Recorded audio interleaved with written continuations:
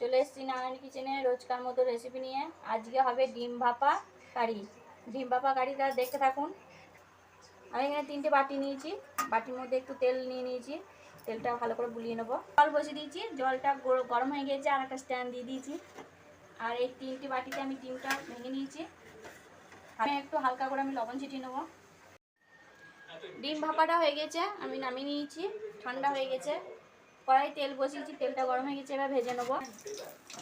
আর একটা ভেজে নেবো, ভেজে তুলে নিয়েছি। এবং তেলটা গরম হয়ে গেছে, দিয়ে দেবো কুচানো পেঁয়াজ। ভাজা হয়ে গেছে, কুচানো টমেটোগুলো দিয়ে দেবো। স্বাদ মতো দেবো লবণ, পরিমাণ মতন হলুদ, লঙ্কা, আদা, পেঁয়াজ, টমেটো পেস্ট আছে দিয়ে দেবো।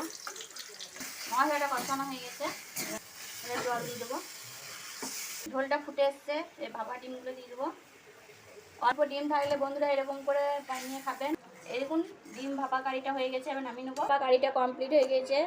এই ভিডিওটা যদি ভালো লাগে একটা লাইক সাবস্ক্রাইব করে দেবেন আর কমেন্ট করে জানাবেন কেমন হয়েছে।